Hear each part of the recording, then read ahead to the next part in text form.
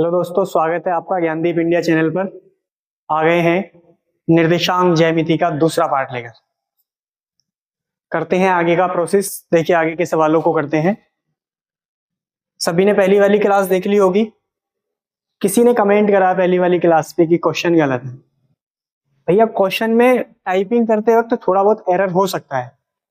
Question पे ध्यान न देके सॉल्यूशन करने की प्रक्रिया समझो कि सवाल होगा कैसे, है ना। क्योंकि सवाल में मान लीजिए जैसे टाइप कर रहे हैं तो टाइपिंग में मिस्टेक से छूट जाती है कुछ चीजें, तो उस पर ध्यान ना देंगे ना, उसको देखो कि सवाल हो कैसे रहा है पहले। तो सवाल को देखेंगे ना तो ज्यादा ध्यान देंगे। भाई सवाल तो ये थोड़ी है कि पेपर में बिल्कुल साम सर यही शीर्ष आएंगे या यही बिंदु आएंगे, वहां तो चेंज हो जाएंगे ना। तो हमें सवाल करने का तरीका पता होना चाहिए। सवाल कुछ भी बन सकता है। कहाँ तक हमने कर लिया, यहाँ हम छोड़ के गए थे आपको। हमने कहा था कि ये आपको करके दिखाना है, और आशा है, ऐसी उम्मीद है कि आपने ये सवाल कर लिया होगा, हो गया होगा।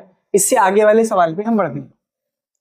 अगला सवाल है, अब अगला सवाल है आपका कि यदि बिंदु P बिंदु A तथा B से समदूरस्थ है, क्या है, समदूरस्थ, तो K का मान ज्ञात कीजिए। पहले समझो ये समदूरस्थ क्या है, हमें समझना है। समदूरस्थ इसका मतलब है, सम माने हो गया बाबू समान,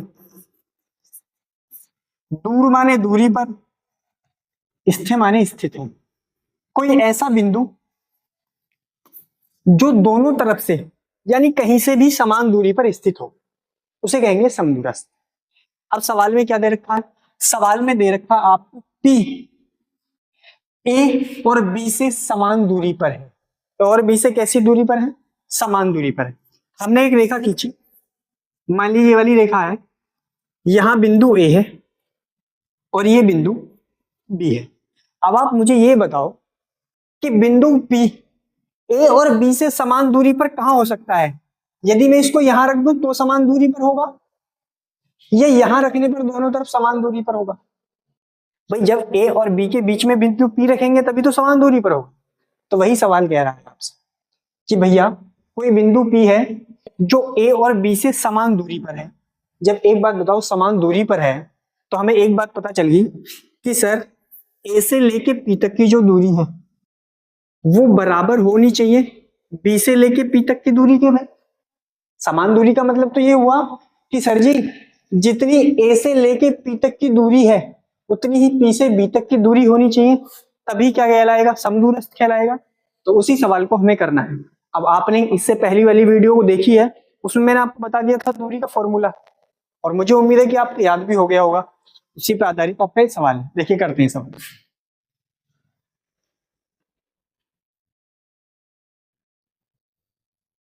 हमने कहा कि ये हमारी जो लाइन है ये हमारा बिंदु हो गया A और ये बिंदु हो गया हमारा B। बिंदु A के निर्देशांक दे रखे हैं आपको 3, K, और बाबू बिंदु B के निर्देशांक दे रखे हैं आपको K, 5, और बिंदु P के भी निर्देशांक दे रखे हैं आपको, ये दे रखे हैं आपको K-1, K2। ये निर्देशांक है। अब क्या है, बिंदु P A और B से समदूरस्थ है। क्या है जी, समदूरस्थ है। तो समदूरस्थ है तो भैया आप क्या लिखेंगे, लिखेंगे समदूरस्थ होने पर, समदूरस्थ होने पर, यानी समदूरस्थ होने पर मतलब समान दूरी पर होने पर क्या, बिंदु P को। तो हम लिख देंगे कि AP बराबर के BP। इसका मतलब है कि A से लेके P तक की दूरी बराबर हो जाएगी B से लेके P तक की दूरी की। अब AP की बात करेंगे, हम लिख दें भाई अंडर रूट में AP का मतलब x2 माइनस के x1 का स्क्वायर बाबू, प्लस के y2 माइनस के y1 का स्क्वायर, बराबर अंडर रूट। फॉर्मूला सेम ही रहना है भैया, चाहे A से P की निकालो चाहे B से P की निकालो, दूरी का फॉर्मूला तो सेम रहेगा। ऐसा तो है नहीं दूरी का फॉर्मूला चेंज हो जाएगा। तो ये वही रहेगा हमारा x2 माइनस के x1 का स्क्वायर प्लस y2 माइनस के y1 का स्क्वायर। बस अभी ध्यान रखना है कि जो बिंदु A से P में मान रहे हैं वो कौन से हैं, और बिंदु P से B मान रहे हैं वो कौन सा।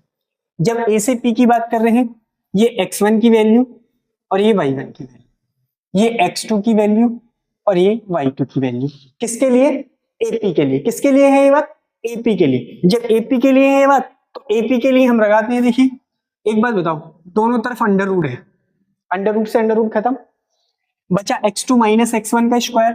तो x2 है बाबू यहाँ आपकी k माइनस के 1, x2 माइनस x1 कितना है 3, तो k माइनस के 3 का हो गया square, plus y2 minus y1, y2 कितना है 2, तो 2 माइनस के y1 कितना है k, तो 2 माइनस के k का स्क्वायर बराबर x2 माइनस x1। अब किसके लिए, bp के लिए। यानी हमें क्या देखना है, अब b और p को, p और b के बीच की बात करते हैं, हम pv की दूरी निकालनी है। अब हम क्या करें, ये हो जाएगा हमारा x1, ये y1 और ये हमारा x2 और ये हमारा y2। अच्छा, ऐसा कोई जरूरी नहीं है कि सर इसको x1 इसको y1 मानना है, हम इसको x1 y1 और इस पे x2 y2 मान लें तो भी हो जाएगा, कोई फर्क नहीं पड़ा। क्यों, माइनस में भी स्क्वायर लगा हुआ है, माइनस का स्क्वायर करेंगे प्लस हो जाएगा, इसको कोई फर्क नहीं पड़ता। समझने के लिए आप रेंडमली ऐसे ही लेके चलें, इसलिए आपको बताएं कि भैया ये मेरा x1 ये y1 और ये मेरा x2 और ये मेरा y2। हम लगाते हैं x2 माइनस x1 का स्क्वायर, कितना है हमारा k माइनस के, x1 कितना है मेरा k माइनस के 1 और उसका भी क्या हो गया बाबू स्क्वायर, यानी x2 माइनस x1 का square plus y2 minus y1 का स्क्वायर, y2 कितना है अपना 5 माइनस के y1 कितना है बाबू हमारा 2, तो 5 माइनस के 2 का स्क्वायर करते हैं जी सॉल्व। ये हो जाएगा k माइनस का 1 और माइनस का 3 माइनस का 4, यानी k माइनस के 4 का स्क्वायर प्लस 2 माइनस के k का स्क्वायर, तो ये हमारा रहेगा 2 माइनस के k का स्क्वायर बराबर में हो जाएगा आपका। आप इसको देखिए k इस माइनस के अंदर गुणा करेंगे माइनस का k और माइनस माइनस प्लस, प्लस के 1 स्क्वायर प्लस 5 माइनस 2, 5 में से 2 चले गए, कितना हो गया 3, 3 का स्क्वायर। k से k खत्म हो गया। आप मुझे बताओ, आपने a माइनस बी का फॉर्मूला पढ़ा है, a माइनस बी का फॉर्मूला पढ़ा है, दोनों जगह a माइनस बी का फॉर्मूला खोलेंगे और a माइनस बी का फॉर्मूला क्या होता है, a square plus b square minus के 2ab। a की जगह k है, b की जगह 4 है यहाँ, और यहाँ a की जगह 2 है और b की जगह k है। निकालेंगे, k का स्क्वायर करेंगे k स्क्वायर, 4 का स्क्वायर करेंगे 16 है, माइनस का हो जाएगा 4 दूनी के 8, माइनस का कितना हो जाएगा जी 4 दूनी के 8 प्लस यहाँ खोलेंगे 2 का स्क्वायर करेंगे बाबू 4, k का स्क्वायर करेंगे k स्क्वायर माइनस के हो जाएगा 2 दूनी के 4 के, और बराबर में आपका कितना बचा, 1 का स्क्वायर करोगे 1 और 3 का स्क्वायर करोगे 9, 9 और 1 ये कितना हो जाएगा आपका, ये हो जाएगा आपका 9 और 1 10। इसको देखो k स्क्वायर और k स्क्वायर कितना हो गया 2k स्क्वायर, इसको हम यहाँ रख देते हैं, इसको हम छोटा कर देते हैं थोड़ा सा,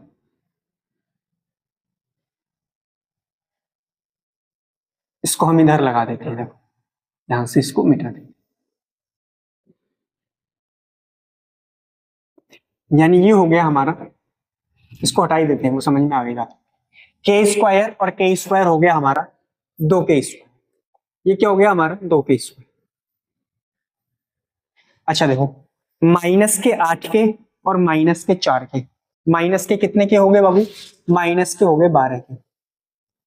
अच्छा प्लस के 16 और प्लस के 4 प्लस के हो गए 20, और बराबर में कितने हैं आपके 10। इन 10 को इधर लाएंगे, इधर ये प्लस के हैं, इधर आप जैसे ही लेके जाएंगे किस चीज के हो जाएंगे माइनस के, और 20 में से जैसे ही 10 कम करोगे कितना हो जाएगा आपका 10, यानी ये हो गया 2k स्क्वायर माइनस के 12 के, और प्लस में कितना रह गया बच्चा आपका 10, बराबर में कितना हो गया 0। एक चीज नजर आ रही है आपको, प्रत्येक पद में 2 छिपा हुआ है, 2 से क्या कर दें भाग, 2 से भाग कर दो, लिख देंगे 2 से भाग करने पर, हमने कर दिया जी 2 से भाग। चलो ये 2 से भाग करते हैं, यहां बच जाएगा आपका k स्क्वायर माइनस के यहाँ बच जाएगा 6k और प्लस का बच जाएगा 5 बराबर के 0। क्या बन गया? द्विघात समीकरण। कौन सा चैप्टर है? चौथा। और फैक्टर करने आपको बड़े आसानी से आते हैं। क्या? 5 के ऐसे टुकड़े जो जुड़कर कितना बन जाए? 6। 5 का ना 5, तो ये हो जाएगा आपका के स्क्वायर माइनस के 5 के माइनस का के प्लस का 5 बराबर में 0। कॉमन ले लिया क्या? के। एक बच गया आपका के माइनस 5। यहां से क्या कॉमन ले? माइनस का 1। यहां भी कितना बचा दें? के माइनस 5 बराबर 0।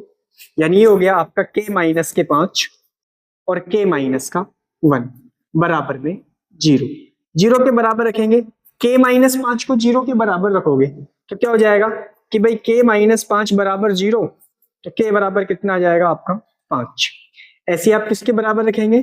के माइनस 1 बराबर 0, तो के की वैल्यू कितनी हो जाएगी बेटा? के बराबर हो जाएगी आपकी 1। तो के की कितनी वैल्यू हो जाएंगे? 2 वैल्यू हो जाएंगी। आपसे किसकी वैल्यू पूछ रहा था? के की वैल्यू तो पूछ ही रहा है आपसे। किसकी वैल्यू पूछ रहा है? के की वैल्यू। ये हो गया कब? जब कह रखा हो सवाल ने कि क्या है? समदूरस्थ है। कैसा है? समदूरस्थ है, यानी समान दूरी। आगे चलते हैं अगले सवाल पे। अगला सवाल सेम है बिल्कुल, और मोस्ट इंपोर्टेंट डाल लीजिए। ये दोनों ही सवाल इंपोर्टेंट हैं जो अभी कराएंगे। क्या कह रहा है? संबंध बताना है, सिद्ध करना है। क्या करना है? सिद्ध करना है। सिद्ध करना है आपको क्या? कि x बराबर x तथा y के वे मान ज्ञात कीजिए। यानी x और y की क्या निकालनी है आपको? वैल्यू निकालनी है। x और y की क्या निकालनी है? वैल्यू निकालनी है। क्या? जबकि बिंदु P x, y किस पे? 4,3 तथा b माइनस 2 से क्या है? समदूरस्थ है। कैसे हैं ये? समदूरस्थ है जी। देखेंगे जी सवाल नीचे। अभी जो कराया सेम सवाल है, बिल्कुल समदूरस्थ का सेम सवाल। भाई बिंदु क्या है हमारे? P। बिंदु क्या है हमारा? P। किस किस से? इस वाले बिंदु से और इस वाले बिंदु से। ये हमारा बिंदु A है। यानी बिंदु P A और B से क्या है? समदूरस्थ है। बिल्कुल सेम प्रक्रिया अपनाओगे, बिल्कुल सेम। और क्या करोगे? इसको सॉल्व। ना हो तो कमेंट में डालेंगे, पूछेंगे कैसे। अगला सवाल है। अगला सवाल देखेंगे जी। अगला सवाल है आपका, एक संस्था में क्या है? एक संस्था में डेस्क पर बैठने की व्यवस्था करने पर 3 विद्यार्थी रोहित, संध्या तथा रीना क्रम से इन बिंदुओं पर बैठे हैं। किन किन बिंदुओं पर बैठे हैं? 3,1, 6,4, 8,6 बिंदु। क्या आप यह कह सकते हैं कि ये तीनों एक पंक्ति में बैठे हैं? कैसे कहें कि ये तीनों एक पंक्ति में बैठे हैं? कैसे पता चलेगा कि ये तीनों एक पंक्ति में? हमने कहा कि ये लोग हैं। एक है हमारा रोहित, ये हमने मान लिया R। दूसरी है हमारी संध्या और तीसरी है हमारी रीना, यानी रोहित R1 और रीना R2। हमसे कह रहा आप सिर्फ ये बताओ कि ये तीनों एक ही रेखा में बैठे हुए हैं। कैसे पता चलेगा?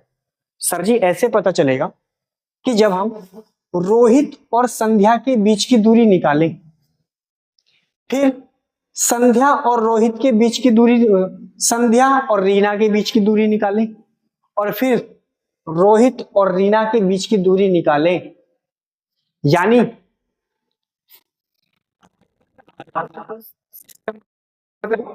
रोहित और रीना के बीच की दूरी बराबर आनी चाहिए। किसके बराबर आनी चाहिए?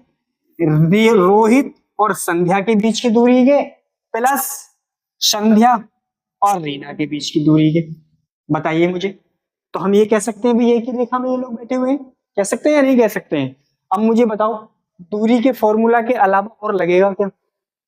आप सोच के ये बताइए कि दूरी के फॉर्मूले के अलावा इसमें लगेगा क्या? वही लगाना है आप अपने आप सवाल करेंगे इसको।